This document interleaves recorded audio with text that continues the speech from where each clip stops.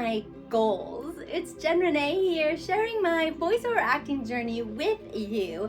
And the next step is assessing what my goals are and really striving to be realistic with this, because of course you hear all these success stories like, oh, in 6 months this, or oh, in 1 year this.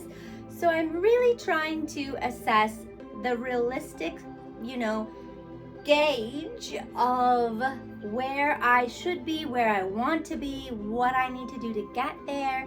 So basically, I think for myself, I decided that in my first year, knowing this is going to be difficult, I have nothing under my belt as far as experience, right? So there's going to be marketing, there's going to be equipment, there's going to be all these startup costs to launching this new career, if hopefully a new career we can call it. So basically in my mind, I'm thinking year 1, I would like to break even.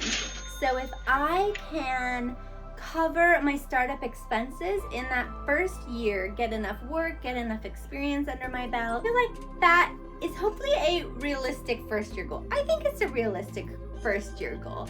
And my next step would be kind of starting to transition into more of like more consistent work, more, I would say maybe a part-time-ish work where I'm doing, let's say, voiceover work, maybe 50% of the time, starting to, figure out where I fit, build relationships with people in the field, build relationships with people who are hiring voiceover actors, and seeing, kind of moving along in this world of voiceover acting. So my goal for my 3-year point would be to kind of be, 50% of my time, and kind of, I would say, like supplementary income. So making actual income, not just that break-even point, but like actually making some money by my 3rd year point. Like I would like to be at the 50-50 point.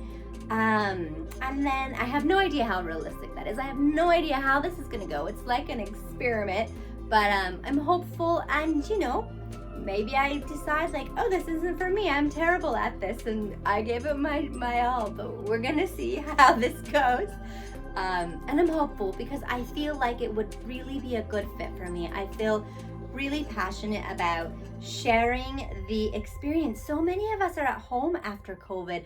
So many of us have this like isolation, or I like to be home. I think a lot of us maybe found during COVID, introverts like me, that it's really nice to just be home and not be so busy and out there all the time and always like on the run. So then connection becomes very important, and connection through the spoken word can really transport somebody.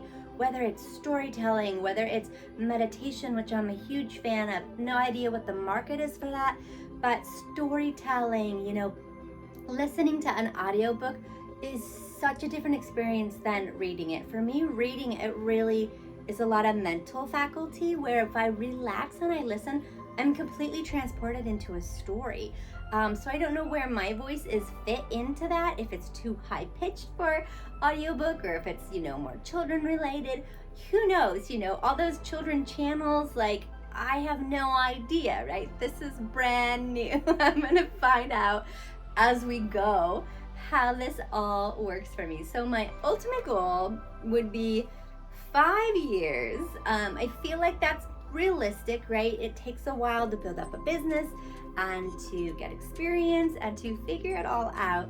But I feel that in 5 years, if I could be transitioning over to full-time voiceover work and sign with an agency, I think those together would be kind of my goal. I'll know like my niche, where I fit in, what I can do, have a lot of taking workshops and learning along the way, and continue with voiceover coaching so that I can continue to tune my skill. I know how it goes when you start out, you're green, and I've done many things in life. I'm in my midlife. I'm not a newbie. I'm realistic in this process of what it takes to grow something and learn a new skill, and it's just not overnight. It really does take time. So that is what I hope for, and we'll see how it all turns out. stay tuned.